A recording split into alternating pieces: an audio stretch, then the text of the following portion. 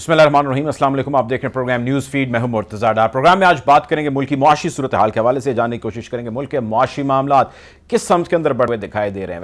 वैसे इसकी जो समत है उसका तयन लोग तो बाखूबी कर रहे हैं, लेकिन हम अपने माहिर मुआशियात से भी जानेंगे ये कि जो कुछ भी हो रहा है, हुकूमत कर रही है, इसके असरात जो लोगों पर पड़ रहे हैं वो लोग कब तक यूं ही बर्दाश्त करेंगे। एक अदद बजट ये हुकूमत पेश करने जा रही है, इसी हफ्ते पेश किए जाने की खबरें गर्दिश कर रही हैं। सेल टैक्स समेत और बहुत सारे टैक्सेस हैं जिसके आयद किए जाने के इम्कानात ज़ाहिर किए जा रहे हैं। इसके अलावा टैक्स कलेक्शन के हवाले से भी सुना है कि हुकूमत ने कुछ एक्स्ट्रा ऑर्डिनरी मेजर्स लिए हैं जिसका अनाउंस किया जाएगा। अब वो सिर्फ मेजर्स बजट में अनाउंस करने की हद तक हैं या ग्रास रूट लेवल पर भी उसके हवाले से कोई इम्प्लीमेंटेशन होगी। और टैक्स कलेक्शन से मेरी जो मतलब है वो टैक्स नेट का बढ़ाना है। बहरहाल इसको आज प्रोग्राम में डिस्कस करेंगे और साथ ही साथ ये भी जानने की कोशिश करेंगे कि हमारी हुकूमत चाहे किसी सूबे की हो या वफाक की हो, वो आखिर ये क्यों नहीं तय कर पाती कि पॉलिसी क्या होनी चाहिए जिसके तहत जो है एनर्जी को सेव किया जाए। अब जो नई खबर है वो उसके मुताबिक 8 बजे रात जो है वो तमाम मार्केट्स जो है दुकानें बंद करने का ऐलान किया गया है। एहसन इकबाल साहब आए, उन्होंने मीडिया से बातचीत भी की, इस हवाले से ऐलान भी किया। बल्कि हमारे मोहतरम गेस्ट और नाजरीन भी ज़रा सुन लें, उसके बाद फिर गेस्ट की जानिब बढ़ते हैं और बातचीत। एहसन इकबाल साहब को सुनने का जी क्या फरमाते हैं। एक एनर्जी की कंजर्वेशन करें और इसके लिए आज जो काबीना ने पैकेज मंजूर किया था कि एनर्जी को बचाने के लिए दुकानों को और कमर्शियल सेंटर्स को 8 बजे बंद होना चाहिए। इसी तरह जो हमारे मुल्क के अंदर लाइट्स हैं, जो पुराने बल्ब हैं उनको ख़त्म करके एलईडी लाइट्स पे स्विच किया जाए। और इसी तरह जो गीज़र्स हैं उनके अंदर जो इनएफिशिएंसी है उसको दूर करने के लिए वहाँ पर उनको अपग्रेड किया जाए।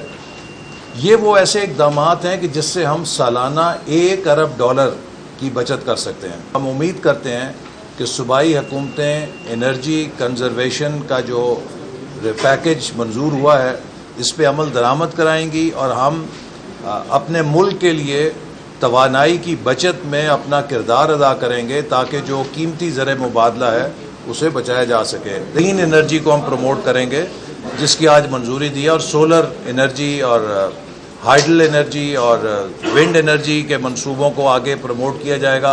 और आइंदा हम कोई इम्पोर्टेड फ्यूल के ऊपर नया मंसूबा तवानाई का नहीं लगाएंगे। एहसन इकबाल साहब को आपने सुना, एक नया फार्मूला एनर्जी कंजर्वेशन के हवाले से जो है वो बता रहे थे, उसकी मंजूरी हो चुकी है और उसका इतलाक होगा। इस हवाले से बातचीत करते हैं। प्रोग्राम में मुझे ज्वाइन करें डॉक्टर शाहिद हसन सिद्दीकी साहब, माहिर मुआशियात हैं।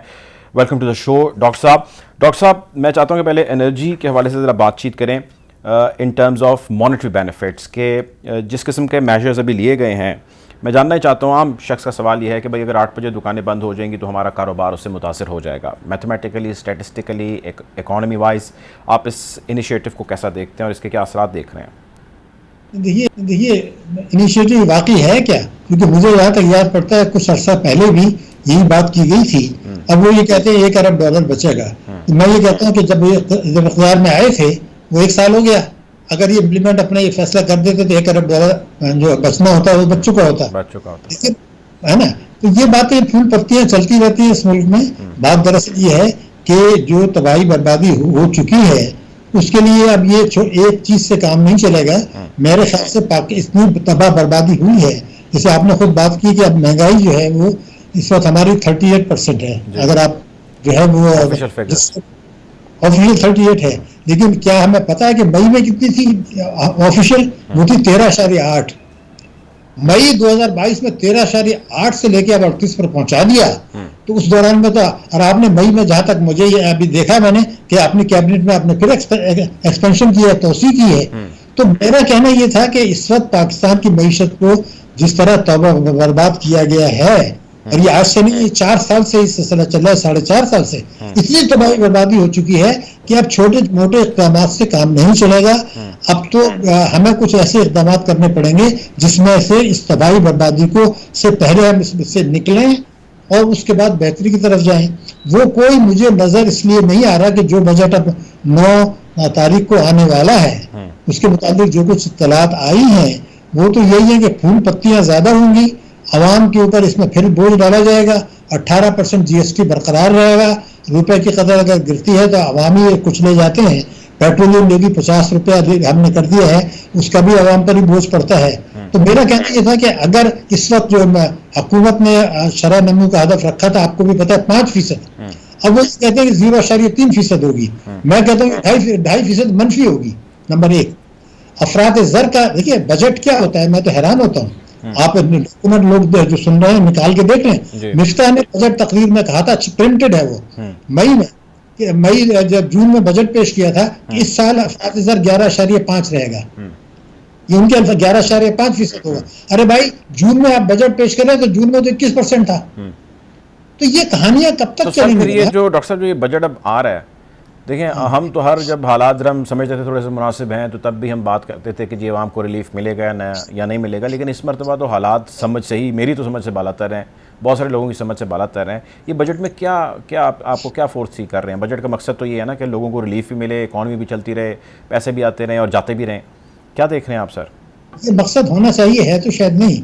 मैं जो कुछ देख रहा हूँ वो ये है कि इसी हुकूमत ने जून में जो बजट पेश किया था, मैं आपको एक जुमला बता दूं कि 3000 अरब रुपए की सालाना टैक्स चोरी हो रही है। हम इसको इस साल लोग की आमदनी बढ़ा लेंगे, ये बजट तकरीर में है। अब 3000 से 1 रुपया नहीं बचाया, बल्कि चोरी बढ़ गई, ये रिकॉर्ड पर है। इसलिए कि टैक्स जीडीपी तनासुब आपका गिर गया। आपने बजट में 900 अरब के टैक्स लगाए, उसके बाद मिनी बजट आया 170 अरब का, उसमें जीएसटी को 17 से 18 किया, और उसके बाद आपने पेट्रोलियम लेवी बढ़ाया, बिजली के नर्ख बढ़ाए, गैस के नर्ख बढ़ाए, लेकिन महंगाई तो बढ़ गई।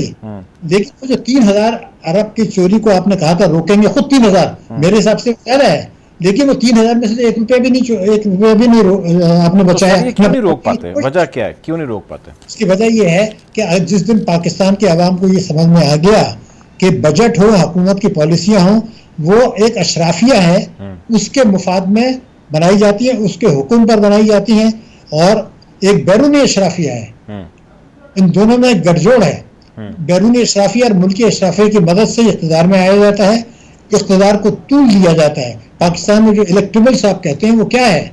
वही लोग हैं जो असरअंदाज होते हैं इंतखाबी नताइज पर, हुकूमत पर। तो आप सब उनके पीछे भाग रहे हैं। ये आज नहीं हो रहा, ये तीनों पार्टियों ने किया है, और फौजी हुकूमत ने भी यही किया था, मुशर्रफ की, उससे पहले भी यही किया था। हर हुकूमत एमनेस्टी लेके आती है कि जी आप चोरी डाके का जो पैसा है वो रेगुलराइज कर लें, अगले दिन से फिर दोबारा शुरू कर दें। 1 दर्जन दफे आपने 13-14 एमनेस्टी आ चुकी है, फिर आ रहा है कि ये एक और दे दें। फिर आप 23 मरतबा IMF के प्रोग्राम में जा चुके हैं। मैं आपको आज कह रहा हूँ कि 2024 में फिर IMF के पास जाएंगे कि 7.5 अरब 8 अरब डॉलर का कर्जा दे दें। ये 24वां प्रोग्राम होगा। और इसलिए जाते हैं कि जितना आवाम के ऊपर बोझ डाला जाता है, वो कहते हैं IMF ने कहा है, हालांकि वो IMF का नहीं होता, मैं रिकॉर्ड पर है।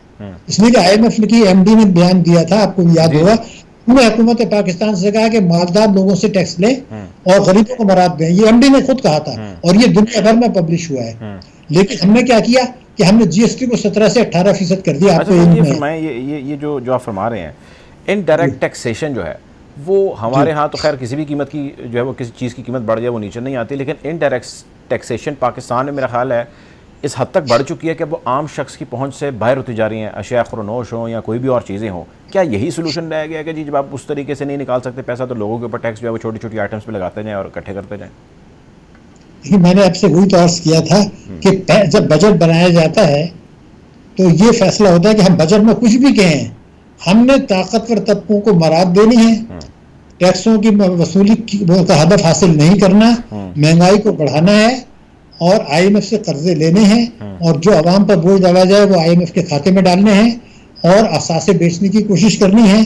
इसलिए कि ये जो 10 करोड़ से ज्यादा आवाम तो हैं जो गरीब हैं, लेकिन अगर आप कोई जो है 2 करोड़ 40 लाख बच्चे स्कूल नहीं जा रहे, उनको भी कोरोना वाला नहीं है, उस वक्त किसी को आइन नजर नहीं आता कि 5 से 16 साल के ऊपर को मुफ्त तालीम देना आईनी जिम्मेदारी है, उस पर तो कोई बात नहीं करता। हाँ, इलेक्शन 60 दिन 90 दिन की बातें करते रहते हैं, जरूर करें, लेकिन आइन में तो ये भी लिखा है कि हर निजाम मुनसिफाना होगा। टैक्स आपने इनडायरेक्ट टैक्स का मतलब ये है, इनडायरेक्ट टैक्स का मतलब है गैर मुनसिफाना, ये तो आइन के खिलाफ है। पेट्रोलियम लेवी भत्ता, ये तो आइन के खिलाफ है।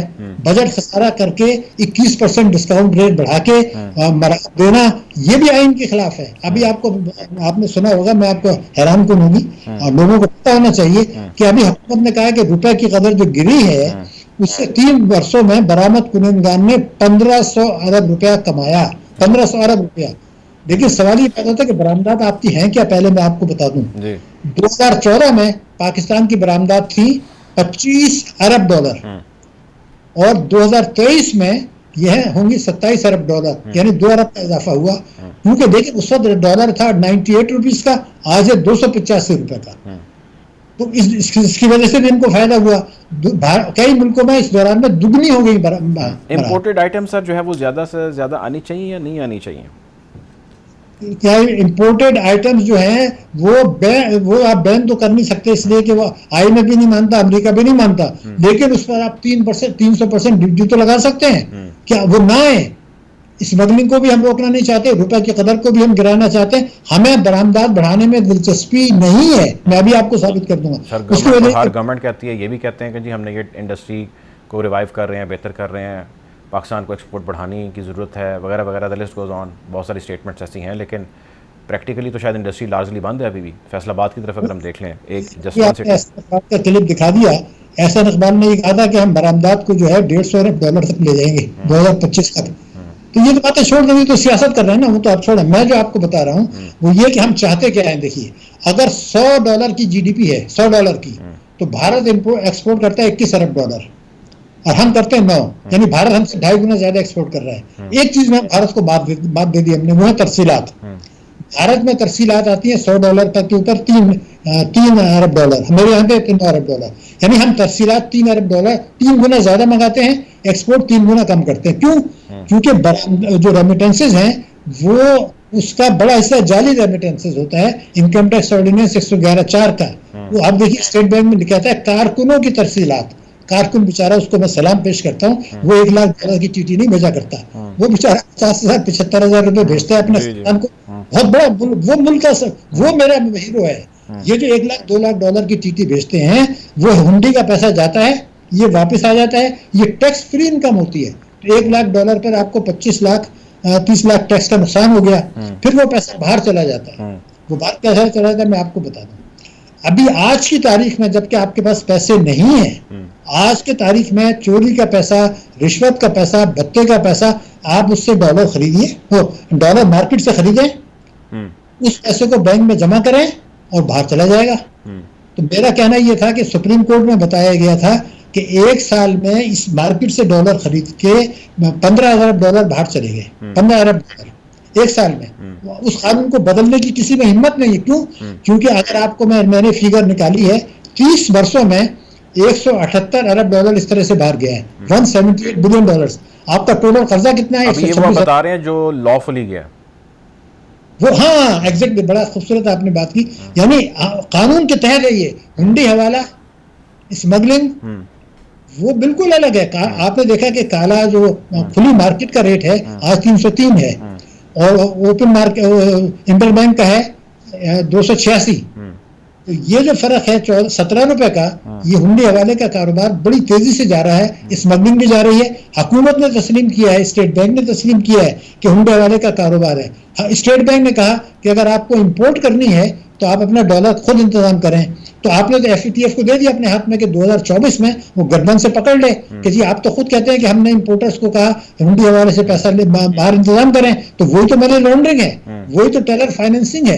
तो मैं चाहता हूँ, हम चाहते क्या है, मगर ये बातें आवाम को इसलिए नहीं पता चलती। सुने सर, ये जो आप चीज़ें बता रहे हैं इसमें तो एक नज़र आता है कि जी लैक भी है पॉलिसी का, प्लानिंग नहीं है या विल ही नहीं है। लेकिन इसके अलावा ये कुछ ऐसी चीज़ें हो चुकी हैं जो हमारे ऊपर लाइबिलिटी हैं, जिसमें बहुत सारी, द लिस्ट इज़ लॉन्ग, लेकिन one of the main things is rental power projects.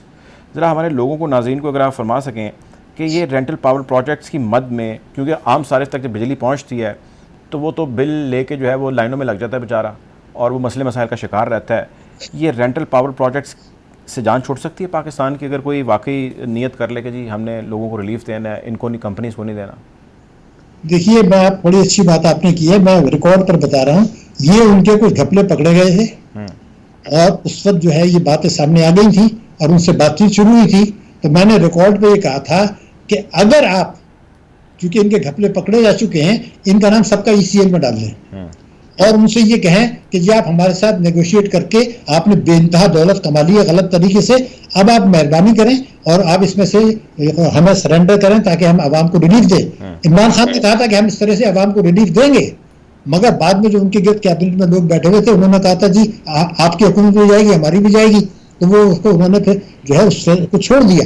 हम नहीं चाहते, मैं आपको दोबारा बता रहा हूँ, हम तो ये कह रहे हैं कि जो लाइन लॉसेस हो रहे हैं, जो बिजली की चोरी हो रही है, जो लोग अदा नहीं करते, वो नुकसान भी हम बिजली के नर्ख में आवाम को भी मुंतकिल कर रहे हैं आपके रिकॉर्ड पर, लेकिन हम इसको भी नहीं कर रहे हैं। एक और मैं आपको बात बता दूं, 9 करोड़ लोग मेरे मुल्क के ऐसे 9 करोड़ जो मोबाइल यूज करते हैं, उनकी प्लम्बर है, इलेक्ट्रीशियन है, कारपेंटर है, मजदूर है, घरेलू या अपनी मासियां काम करते हैं, 9 करोड़ लोग हैं जिनकी आमदनी बहुत कम है और वो इनकम टैक्स नहीं देते, ना इनकम टैक्स की रिटर्न फाइल करते हैं कानूनन, लेकिन उनसे 15% टैक्स लिया जा रहा है, उन लोगों से गैर कानूनी। अब आप देखिए, मुझसे जब 15% टैक्स लेते हैं तो मैं जब अपनी रिटर्न सबमिट करता हूं तो मैं उसको वापस ले लेता हूं क्योंकि वो एडजस्टेबल है। ये जो 9 करोड़ लोग हैं, ये बेचारे तो इनकम टैक्स दे ही नहीं रहे क्योंकि उनकी आमदनी नहीं है, तो वो रिटर्न सबमिट नहीं कर रहे। तो 9 करोड़ लोगों से आप लूट रहे हैं, उनको कुचल रहे हैं, उनसे 15% कानूनी गैर कानूनी टैक्स ले रहे हैं। इसी तरह 2 करोड़ लोग हैं जो घरेलू खवातीन है, छोटी छोटी आमदनी उनकी बेचारों की है, वो जब बैंक में पैसा रखते हैं तो उसका जो आमदनी होती है, प्रॉफिट या सूद, उसका 30% टैक्स लगा दिया क्योंकि वो रिटर्न नहीं फाइल कर रहे हैं। मैं तो उस पर 15% दे रहा हूँ, लेकिन वो 30% इसलिए उनसे लेते हैं कि जी आप फाइलर नहीं है। अरे भाई, जब उसकी आमदनी नहीं है तो फाइलर क्यों होगा? उसकी इज्जत नफ्स भी आप जलील कर रहे हैं। तो 2 करोड़ों लोग ये हो गए, 9 करोड़ ये हो गए, फिर आपने पेट्रोलियम में भी ले लिया। ये सारा एक जालिमाना निजाम है। तो मैंने तो ये कहा था कि हजरत अली ने ये फरमाया था कि कुफ्र का निजाम चल सकता है मगर जुल्म का निजाम नहीं चल सकता। ये जुल्म का निजाम चला रहे हैं ताकतवर तबकों को मदद देने के लिए। अब तो गवर्नमेंट जितनी भी आती हैं जाती हैं, वो ज़रा कहती हैं कि जी हम तो लोगों की फलाह बहबूद के लिए, उनकी बेहतरी के लिए कर रहे हैं, और मौजूदा हुकूमत भी यही कहती है, और वो डेफिनेटली इस चीज़ को हाईलाइट भी करते हैं। उनके मिनिस्टर्स भी आते हैं, पॉलिसी भी वज़ा करते हैं, अब बजट भी आ रहा है।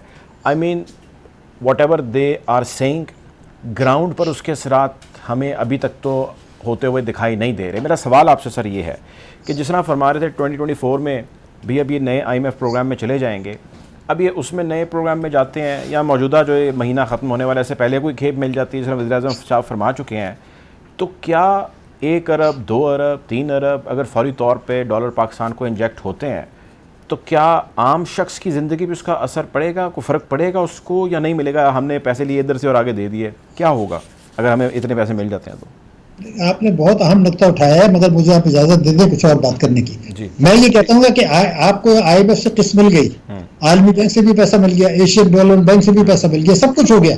हमने अगले साल 25 अरब डॉलर के कर्जे वापस कर रहे हैं। मैं जो चीज बता रहा हूं वो ये है कि IMF की किस्त अगले साल मिलने से, वर्ल्ड बैंक से मिलने से, एशियन डेवलपमेंट बैंक से मिलने से, चाइना की बैंक से मिलने से आपके मसले हल होने वाले नहीं हैं। हमने मईशत को इस तरह तबाह बर्बाद कर दिया है इस्तेमारी ताकतों के इशारों पर, जिसको हम कहते हैं न्यू ग्रेट गेम। और हेनरी किसिंजर ने ये कहा था कि ये मरहला शुरू होगा जब अफगानिस्तान में कार्रवाई खत्म होगी। और नोम चॉम्स्की जिसकी उम्र 100 साल है, उसने कहा था कि अमेरिका ने पाकिस्तान की अशराफिया को खरीद लिया है। तो वो सारी दुनिया की बातें कर रहे हैं, ये नहीं बता रहे कि ये सारे कर्जे मिलने के बाद क्या वो जो आपको जो 25 अरब डॉलर के कर्जे वापस करने हैं वो आप कर सकेंगे या नहीं। तो जवाब है कि नहीं। तो फिर IMF के अमेरिका के पास आप जाएंगे, जी IMF ने तो दे दिया, वर्ल्ड बैंक ने भी दे दिया, अब आप हमारी कुछ मदद करें, क्या तरीका निकालें। तो वो फिर आप सियासी शराइत बताएगा कि जी आपका जौहरी प्रोग्राम हमें पसंद नहीं है, आपकी सरहदें जो हैं इन बड़े मुल्कों से मिलती हैं वो हमें पसंद नहीं है। वो पाकिस्तान के गिर्द कश्मीर का वो कहेंगे जी अब आप भूल जाएं, बहुत हो गया। नहीं, वो नजर आ रहा है, वो होने वाला है, कोई रोक नहीं सकता उसको। इसलिए मैं तो एक ही तजवीज देता हूँ कि आप वो अगर ये कर ले तो बचत हो सकती है। वो ये है कि इंतखाबात से पहले इस्लाहात तो नहीं हो सकती, इस्लाहात को कानूनी शक्ल ये दे दी जाए कि अगर ये हर किस्म की आमदनी पर टैक्स नहीं लगता, टैक्स चोरी नहीं रोकती, GST कम नहीं करते, तो फिर हुकूमत करने का इख्तियार खत्म हो जाएगा, उसका इलेक्शन जो है वो नल एंड वाइड हो जाएगा, ये उसके इंतखाबी फॉर्म में भी डाल दिया जाए। अगर ये इस्लाह आप नहीं करते, आपने तवानाई की बात की बिल्कुल सही, टैक्सों की बात की बिल्कुल सही, सरमाए के फरार की, ये 3-4 चीजें आप उसमें डाल दें कि अगली हुकूमत जो भी आए उसने ये करना है। अगर ये नहीं करते तो फिर उसकी हुकूमत खत्म हो जाएगी, जो उसकी मेंबरशिप खत्म हो जाएगी। अगर ये नहीं करते तो फिर अमेरिका से आपसे खुदकशी कराएगा, जैसे हमारे लोग कहते हैं। बिल्कुल ठीक है सर, आपका पॉइंट आ गया। ब्रेक का कहा जा रहा है जी। डॉक्टर शाहिद हसन सिद्दीकी साहब ने प्रोग्राम के लिए वक्त निकाला। नाज़रीन, एक ब्रेक है, उसकी जानिब बढ़ते हैं, वापस आते हैं और गुफ्तगू को यहीं से जारी रखते हैं। Take a break.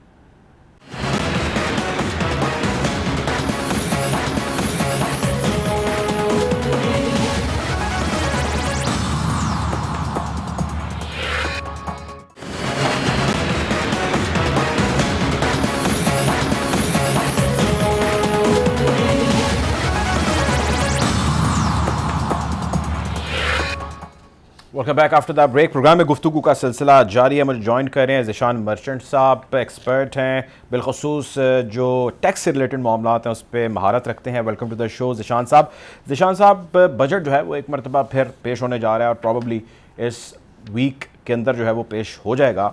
एक चीज़ हमेशा हर बजट पे जो है वो ज़ेर बहस रहती है, कोई भी वज़ीर हो वो आके इसके हवाले से बुलंदोबांग दावे करता है, और वो चीज़ होती है टैक्स नेट में इजाफा।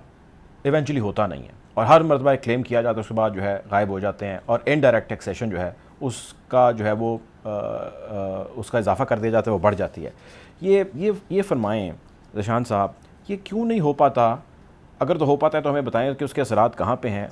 आई mean why there is no progress, no such progress जो कि होनी चाहिए।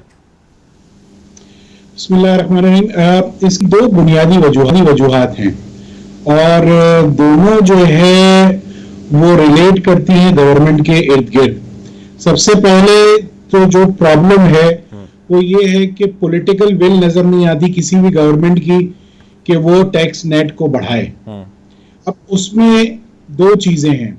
पाकिस्तान का रिटेल सेक्टर जो है वो पाकिस्तान की जीडीपी में तकरीबन 18 से 20% जो है वो रेवेन्यू कंट्रीब्यूट करता है, लेकिन टैक्स नेट में जो है उसका रेवेन्यू जो है वो नेग्लिजिबल है। यानी एक अंदाजे के मुताबिक अगर आपके मुल्क में जो है जीडीपी का 18% उसका कंट्रीब्यूशन है तो टैक्स नेट में 1% भी कंट्रीब्यूशन नहीं है। तो ये बहुत बड़ी डिस्पैरिटी है। यानी आपका जो भी रिटेलर है वो आपके सिस्टम में है ही नहीं, सिरे से ही नहीं है, और यहाँ पे ये पॉलिटिकल विल का इश्यू है। तो सबसे पहले तो ये चीज को एड्रेस करने की जरूरत है कि क्या हम वाकई जो है अपने टैक्स नेट को बढ़ाना चाहते हैं, या हम सिर्फ बात बराए बात करते हैं कि जी बढ़ा दें, बढ़ना चाहिए, आइडियली अच्छा होना चाहिए। आइडियली तो जो है तकरीबन 18% होना चाहिए आपका जीडीपी का टैक्स टू जीडीपी रेशो जो है वो 18 से 20% होना चाहिए, लेकिन इस वक्त तो हम 10% से भी नीचे हैं। एक बुनियादी वजह ये। अब दूसरा मसला क्या है कि जब आप मेरे इनकम पे जो है वो 35% टैक्स लगाएंगे तो मैं तो जनाब टैक्स नहीं दूंगा। मैं क्यों जब 100 रुपए कमाऊं तो 35 रुपए आपको दे दूं? ये मुमकिन नहीं है। उसकी वजह ये है कि ये हायर टैक्सेशन जहां पे भी होता है तो वो वहां पे जो है फिर टैक्स की चोरी होती है। हायर टैक्सेशन सिर्फ उन ममालिक में चल सकता है कि जहां पे आपको एजुकेशन फ्री मिलती है, बेसिक हेल्थ फैसिलिटीज फ्री मिलती है, आपको लाइफ सिक्योरिटी फ्री होती है, इंफ्रास्ट्रक्चर मिलता है। यहाँ पे तो सारी चीजें हमें खुद करनी है, अपनी सिक्योरिटी भी खुद करनी है, पढ़ाई भी बच्चों को खुद करानी है, इंफ्रास्ट्रक्चर भी देखना है, खुद ही प्रोवाइड करना है, और जो है आपको लाइफ सिक्योरिटी भी नहीं है, प्लस बेसिक इम्यूनिटीज आपको नहीं मिलती, लाइट आए दिन चली जाती है। तो ये वो तमाम चीजें हैं कि जहाँ पे इस टाइप की जो डेवलपिंग कंट्रीज होती हैं वहां पे जो है टैक्स रेट्स को कम रखना चाहिए। हाँ, एक एग्जाम्पल है, हमने गवर्नमेंट से कई दफा इस बारे में बात की और हमने उन्हें सजेशन भी दिया कि आप जो है टैक्स रेट को कम कर दीजिए ताकि जो है टैक्स की चोरी कम हो जाए। आपने 18% सेल्स टैक्स लगा दिया, ये सारा इनडायरेक्ट टैक्स है ना। सेल्स टैक्स अमीर और गरीब का फर्क थोड़ी देखता है, सेल्स टैक्स तो सिर्फ ये देखता है कि कौन कंज्यूम करता है। वैसे सॉल्यूशन है सर, क्योंकि लोगों की मैंने कहा सेल्स टैक्स आपको लगता है कि सॉल्यूशन है कि गवर्नमेंट कभी भी नहीं वो लगा के पैसे पूरे कर ले? आम शख्स की तो पहुंच से बाहर होती जा रही चीजें आपके सामने। कभी भी नहीं। देखिए, ये सेल्स टैक्स जो है वो रिग्रेसिव टैक्स कहलाता है। ये रिग्रेसिव इसीलिए है क्योंकि ये अमीर और गरीब का फर्क नहीं देखता। आपने पिछले साल अभी पिछले फाइनेंस एक्ट में इसको 17 से 18% कर दिया। 18 के ऊपर 3% लगता है जो अनरजिस्टर्ड खरीदता है, तो 21% हो गया। बिजली के बिल में 5% फर्दर टैक्स और लगता है जो रजिस्टर्ड नहीं है, तो ये 26% हो गया, तो आप 50% सेल्स टैक्स कर दीजिए, वो आपका टारगेट और अच्छा हो जाएगा। लेकिन आदमी मर जाएंगे, गरीब लोग मर जाएंगे इसमें, क्योंकि ये कोई अच्छा तरीका थोड़ी है। मसला ये है कि आप कलेक्शन नहीं कर पा रहे। इस वक्त एफबीआर का जो डायरेक्ट टैक्स रेवेन्यू है, जिसको इनकम टैक्स कहते हैं, वो भी तकरीबन 60 से 65% जो है वो विदहोल्डिंग के माध्यम में कलेक्ट किया जाता है।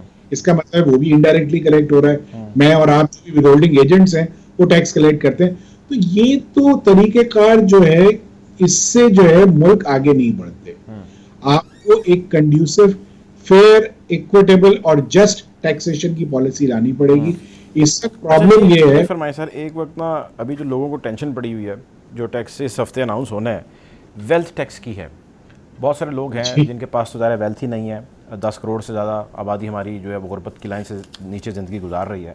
अब जिन लोगों के पास कोई जमा पूंजी ज़िंदगी पड़ी है, कोई वेल्थ है उनके पास, उन्हें परेशानी ये है कि भाई वेल्थ टैक्स जो है पहले किसी दौर में होता था, अब वो दोबारा उसको रेगुलेट करने जा रहे हैं और इस दफ़ा इन्होंने नहीं छोड़ना। क्या आपकी अंडरस्टैंडिंग है वेल्थ टैक्स को लेकर, क्या करेंगे?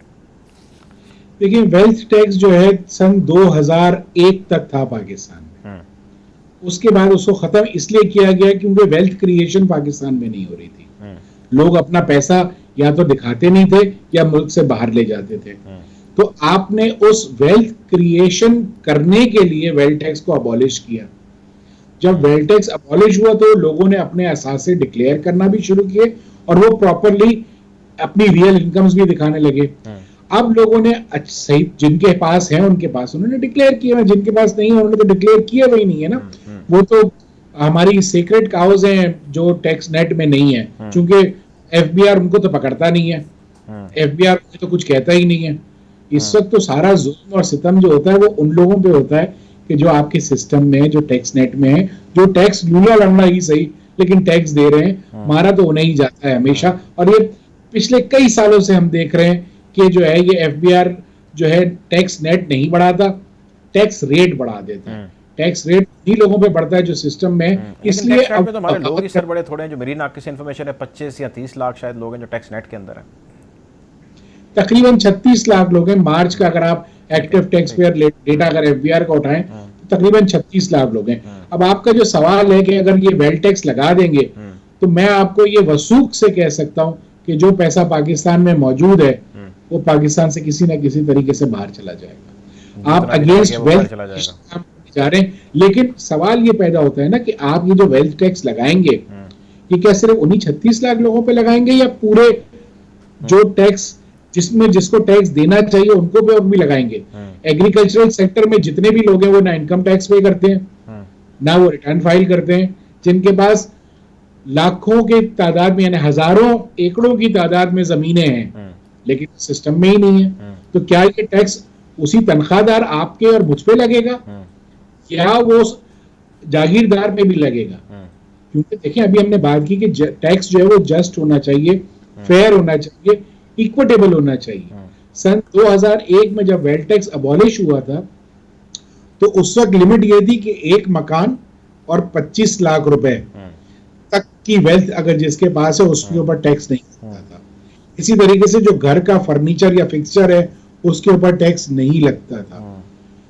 अगर आप टैक्स लाना भी चाह रहे हैं तो कम से कम ऐसे लेके आइए कि गरीब आदमी को उसके ऊपर इम्पैक्ट ना हो, और लाइए कि जिसके 10 करोड़ रुपए से ऊपर की वेल्थ है या 20 करोड़ रुपए से ऊपर की वेल्थ है उस पर लाइए। लेकिन सवाल ये पैदा होता है कि ये आप फिर उन्हीं लोगों को टैक्स कर रहे हैं जो कि इनकम टैक्स दे चुके होंगे उसी इनकम पे या उन्हीं असासों पे पहले, और अब उनके ऊपर आप वेल्थ टैक्स लगाने जा रहे हैं। तो मेरे हिसाब से ये सोच जो है ये बड़ी मनफी और एग्रेसिव सोच है, इसको नहीं होना चाहिए। ठीक है, आखिरी सवाल सर, टाइम थोड़ा सा कम है। ये फरमाइएगा कि क्या कोई आपको लगता है कि लोगों को रिलीफ मिल पाएगा आने वाले वक्त में इन टर्म्स ऑफ महंगाई, इन्फ्लेशन? अब उस इन्फ्लेशन का तो लोगों को तो नहीं पता इसके पीछे सब्सिडी है नहीं है, टैक्स लगा है नहीं लगा। जो एक आम पाकिस्तानी है जो जाता है ख़रीदारी करता है, जिसको इतना इल्म नहीं है, वो इन चीज़ों को नहीं समझता। आपको लगता है कि IMF से या किसी फाइनेंशियल इंस्टीट्यूशन से कोई पैसे पाकिस्तान में इंजेक्ट हों थोड़े से, तो लोगों को ग्रास रूट लेवल तक कोई रिलीफ मिलता दिखाई दे रहा है अगले कुछ 6 महीने साल के अंदर, या नहीं लग रहा? देखिए, मैं आपको एक छोटा सा एक कंपैरिजन दे देता हूं। अप्रैल 2022 में जो फी बैरल ऑयल था वो $118 था। उस वक्त हमारा एक्सचेंज रेट जो पीकेआर था वो ₹178 था, और उस वक्त पेट्रोल का 1 लीटर तकरीबन ₹150 था। आज वही ऑयल इंटरनेशनल मार्केट में फी बैरल जो है वो $65 से $70 पे है। यानी जो अप्रैल 2022 में था आज उससे आधी प्राइस कम होगी, तकरीबन आधी प्राइस पे है। इसी तरीके से जो अशियाए खुर्दनोश जो हम इंपोर्ट करते हैं पाकिस्तान में, उसकी औसतन कीमत इंटरनेशनल मार्केट में 40% नीचे गिर गई है।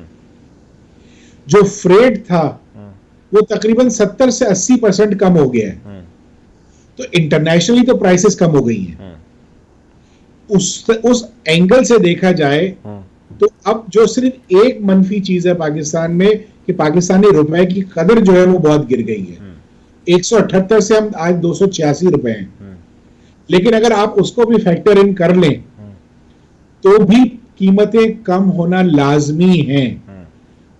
तो अगर गवर्नमेंट इसको प्रॉपर प्लान कर ले तो मुझे ऐसा लगता है कि आगे आने वाले कुछ अरसे में जो है एक गरीब आदमी को, एक आम आदमी को जो गरीबी और बॉर्डर लाइन पे खड़ा है, उसको शायद कुछ रिलीफ मिल जाए। लेकिन जो हम बजट के लिए बातें सुन रहे हैं कि अगले साल जो टैक्स रेवेन्यू का टारगेट है वो 9,200 अरब का होगा, जो इस साल के टारगेट से 25% ज्यादा है, और जबकि इकोनॉमी भी आपकी बिल्कुल ठप पड़ी हुई है, तो ये बहुत एम्बिशियस टारगेट है। तो मैं समझता हूं कि टैक्सेस तो लगाएंगे और वो हम पे और आप से ही वसूल किए जाएंगे, और जो सिस्टम में नहीं है उनसे नहीं लिया जाएगा, क्योंकि लेने की कुव्वत ही नहीं है और विल भी। Very unfortunate. बहुत शुक्रिया जी, बहुत शुक्रिया। बिल्कुल ठीक है, बिल्कुल ठीक है। बहुत शुक्रिया जी ज़ीशान मस्जिद प्रोग्राम के लिए वक्त निकाला। नाजरीन, हालात हाज़रा से आपको आगाह रखेंगे। अब तक के लिए इतना ही, अपना ख्याल रखिए। अल्लाह हाफ़िज़।